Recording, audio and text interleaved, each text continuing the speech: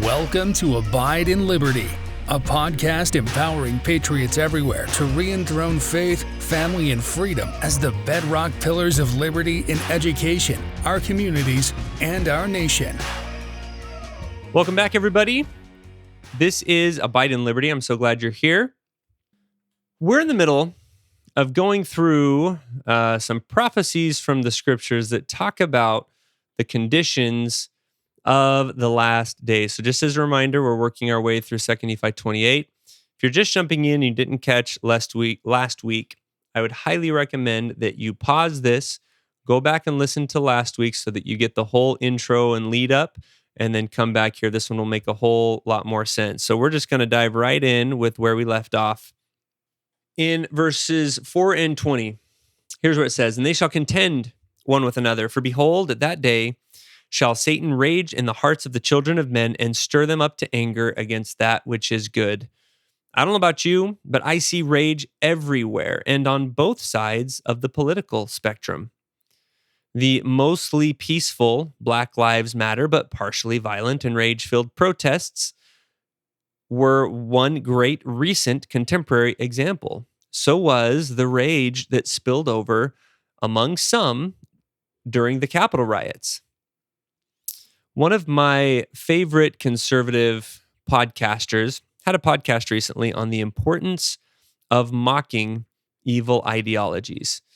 Now, if you want to talk about the importance of pushing back against evil ideologies, of pointing out how wrong they are, if you want to talk about standing up for what is right and true and wholesome and virtuous, I'm 100% on board. But I do not agree, 100% do not agree with the idea that we should be mocking in any way. Contention is of the devil, and it is he who would have us mocking, trolling, and raging at one another. You know, this was one of the biggest criticisms of Donald Trump, was how unkind on social media he could be. Now, I don't believe that he was given a fair shake. For example, he was told many times, or he was called many times, a supporter of white supremacists and neo-Nazi groups, when multiple times he very publicly and very plainly denounced them. And you can look up a montage of this. The media didn't cover that, but continued to pretend like he had never done that. So he didn't get a fair shake. That's obvious. Does that mean that he was the most kind, contentionless person in the world? I think we all know that that's not true. He was quite contentious. Biden's anti-MAGA speech was contentious. He's not turned out to be the great unifier that he promised to be. Now, for those of you, and I've met many who are either diehard Biden fans or diehard Trump fans, I've heard this many times, that no, we need someone like that. We need a bulldog with a little bit of bite to go in and shake things up, to make the changes happen that you need to. You need a mean guy to fix the problems. But please don't forget one of the 28 principles of freedom, and one of which is the importance of virtuous and moral leadership. Contention is not virtuous, and it is not moral. It is inspired of the devil. We need virtuous and moral leadership. We've had them before. George Washington was a great example of one who was incredibly influential at shaping policy and shaping the outcome of government in his day, but he did it without railing and ranting and raving. Captain Moroni is another fantastic example. The reluctant general who was so righteous that if all of us were like him, the very foundation and powers of hell would be shaken forever. That was not because he was a mean guy. He wasn't so mean that the devil and hell were afraid of him, but it was because he was righteous enough while also being unwilling to compromise on his standards. We do need strength. We need courage. We need the willingness to stand up for what's right, regardless of personal consequences. But that can exist and must exist in our leaders without succumbing to the satanic temptation to engage in contention. Moving on, verse 21, And others will he pacify and lull them away into carnal security, that they will say, all is well in Zion, yea, Zion prospereth, all is well. And thus the devil cheateth their souls and leadeth them away carefully down to hell. This is what my last few podcast episodes have been about. We are too comfortable. It is far too easy for us to be inactive. Screens create a false sense of accomplishment and connection through social media and video games, and we waste precious time that we should be spending anxiously engaged in building God's kingdom and preparing ourselves for the turbulent times ahead. Instead, we allow ourselves to be lulled into a false sense of security and put off valuable temporal and spiritual preparation that we should be desperately taking care of today. And then verse 24, the warning, therefore, woe be unto him that is at ease in Zion. All right, I think enough said on that. Talked about that in prior episodes. Make sure and go back and listen to those, but we're going to move on. Verse 22, and behold others he flattereth away, and telleth them there is no hell. And he saith unto them, I am no devil, for there is none. And thus he whispereth in their ears until he grasps them with his awful chains, from whence there is no deliverance. Why is there such an enormous effort to disprove and discredit God, to get him out of schools and out of the public square? Why are there so many who attack those who express faith on social media and elsewhere? You know, in response to my post on a recent podcast about how scary these deep fakes are that that people are able to do these days, and the comment I got was, "LOL, Christ, the original deep fake." Why? What is the motivation for someone to put something like that? It's pithy, I grant you, but it's not very intellectually sound. It's not convincing. It's not going to do anything good. But why those attacks? Why do people waste their time? Why do they care? Why are people upset and disgusted when they meet people who believe that they are literally the offspring of deity who loves them and values them above all else? A deity who teaches them to be kind, to be self-sufficient, to take care of their families, to work hard and treat others with love, respect, and dignity, to bridle their passions and control their appetites, to take good care of their bodies because their bodies are a temple, to stand up for what is virtuous, lovely, or of good report, or praiseworthy. How in the world can those teachings and those principles be so threatening to other people? I have a couple thoughts, and there's probably more, but I think it has something to do with this. Those who've convinced themselves that happiness is only to be found in wanton self-gratification cannot accept when they see someone else finding actual happiness in self-restraint, because then they can no longer justify their own lack of self-restraint. They have to tell themselves that those churchy people must be duped or deluded somehow, that there's no way they can actually be happy. I also think that God is so threatening because if God is real, you have to accept that the devil and hell are also real. And that has to be terrifying to someone who desperately wants it to be true that you can find happiness in sin and depravity. I think, in part, they're railing against God because they want to convince themselves that there is no devil, for there is none. And like this scripture tells us, once they have convinced themselves that there is no devil, that's the very moment when they open themselves up most to his influence. Their guard is completely down. Why would you be guarding yourself against a non-entity? And that's when he can enter their hearts. He can rage there, and he can use them to attack those who are actually finding happiness and obedience to God's commandments. So again, it doesn't make sense that anybody who is genuinely happy and content and truly believes in their heart of hearts that what they're doing is they let themselves go in whatever way you want that to mean. There's no way that if they were truly happy and content that it makes any sense for them to attack people that believe in self-restraint. How does that affect them? But when you deny God, when you let your guard down and you are susceptible to Satan's influence and he can exercise his power over you, then it makes sense.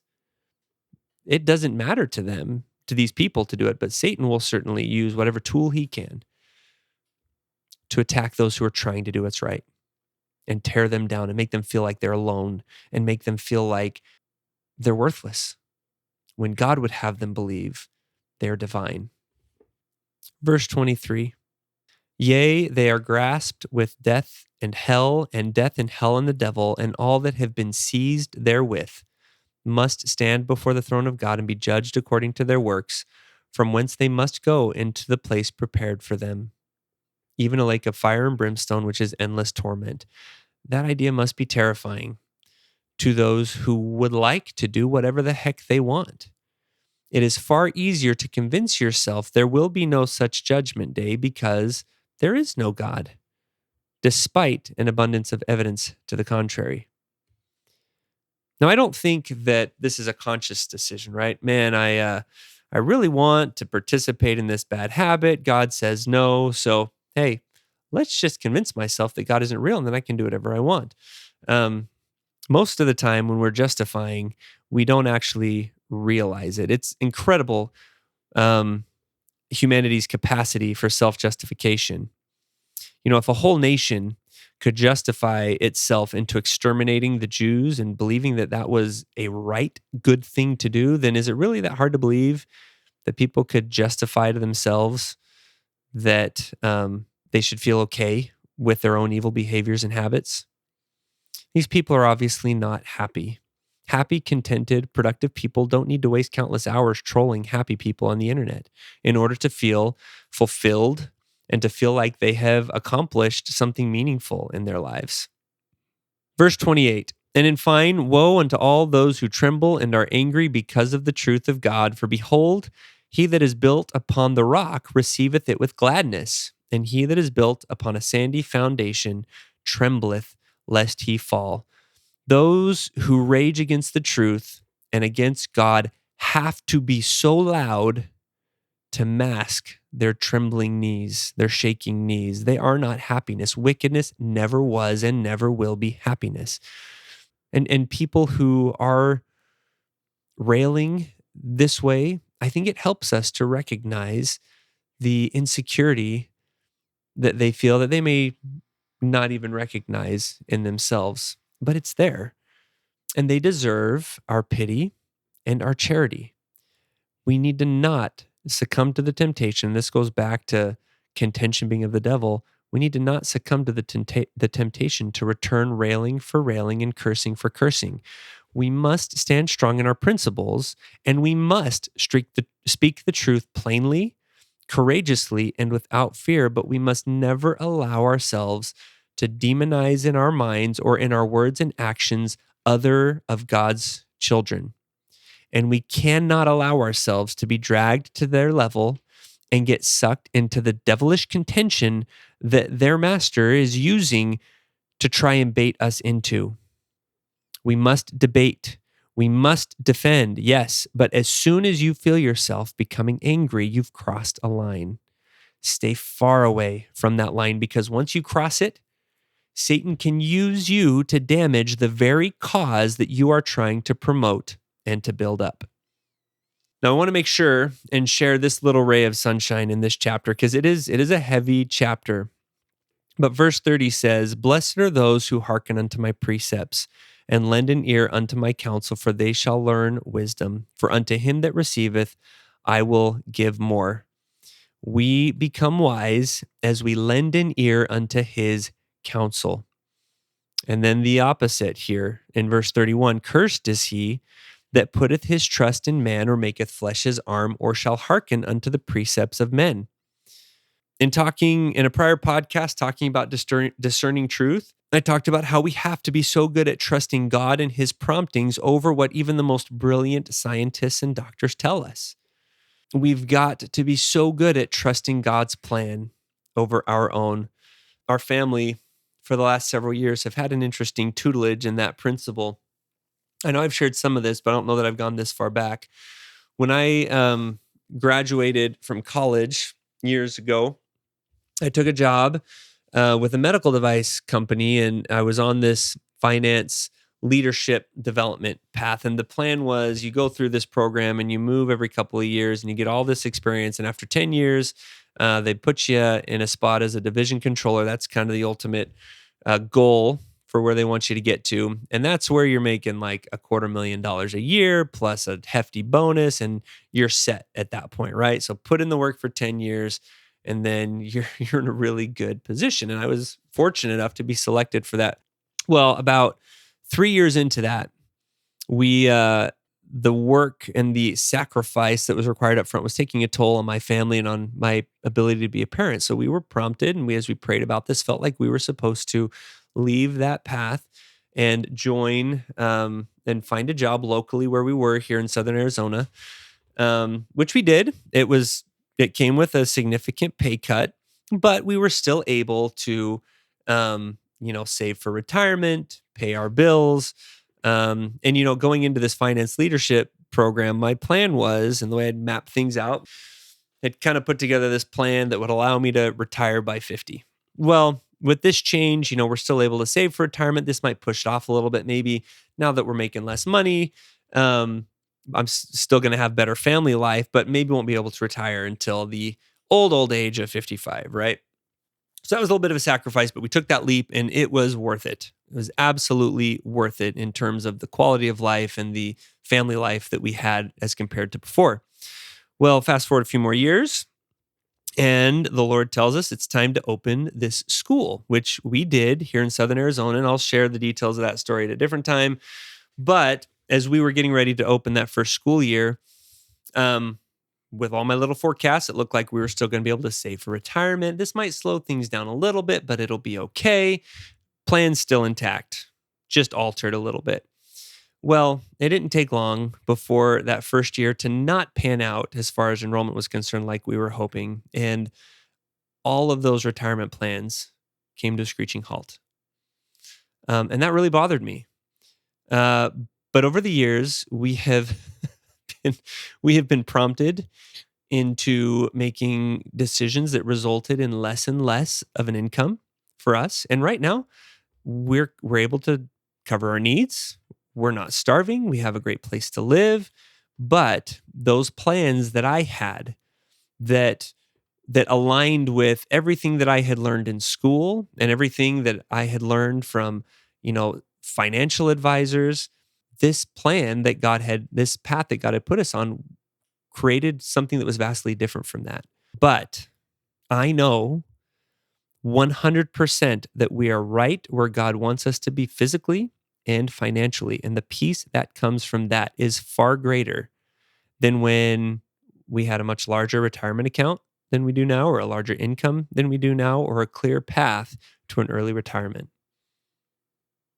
I don't have that lovely little spreadsheet, but I didn't have the contentment and the peace and the joy that I have now. So what brings you peace and comfort? Is it a reliable, newish car? Is it the size of your retirement or your bank account? Is it the trust in your degree or degrees? Is it the amount of leisure time that you have? Is it how far you're able to get in your favorite TV series or in that video game? Blessed are those who lend an ear unto my counsel, for they shall learn wisdom. And what is that wisdom?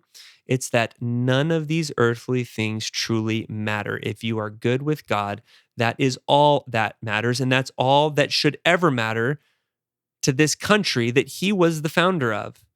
Now, that doesn't mean, and I'm not saying that everybody should not worry about retirement, or that we should be imprudent, or that saving for retirement is bad. It's not bad if that's what God wants you to use the resources he's given you stewardship over for. And really, I think more important than anything is not whether you have a retirement account or not, but would you be willing to give it all away if he told you to? And if you or if I can't say yes, then we need to be spending more time with him. Relationships are built on time, and they're built on trust. The more time you spend, the closer you get to somebody and the more you trust that person, and the easier it will become in the case of God in following his will. As we take the time to build that relationship and to build that trust, the easier it will become to answer that question with an unshakable yes. In conclusion, this chapter is just chock full of examples of dangerous mentalities and thought processes that people in our day will be troubled with. If you're like me, you see some of those things, at least in a small degree, in yourself. That's normal. That means you're human, but that doesn't mean that you or I can excuse it or justify it or allow it to linger. Change is not comfortable. Change is hard work and something that can be downright painful, but it is so rewarding. I love how C.S. Lewis depicts that process in his novel Voyage of the Dawn Treader. There's a young boy who's on this journey, and they come to an island. And on that island, they find a pile of treasure. And the greed that this young boy feels causes him to turn into a dragon. And through this process, he realizes he doesn't like this and he wants to change, but he doesn't feel like he can himself. And Aslan, who is the Christ figure, appears and helps him claw the scales off of him. And he talks about how excruciating that process was, how painful it was. But when he gets to the other side of it and he is cured and healed of these greedy tendencies and this lust for money, he is so overwhelmed with joy and peace.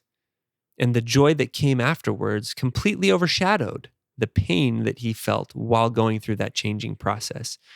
So if you felt a twinge of uneasiness when you heard one of these evil attitudes, because you see a little bit of that in yourself, don't shy away from that. Take it by the horns and start today to do something to fix it. The time to act is right now, and in an hour or waiting until tomorrow is simply too late. Thank you for listening to Abide in Liberty. Make sure you subscribe so you don't miss any future episodes, and share this with friends and family. In the meantime, keep up with the show online at abideinliberty.com. Also, if you'd like to help our K-12 bless and educate more families, contact us by visiting libertyyouthacademy.org. Until next time, be on the alert, stand firm in the faith, and be strong.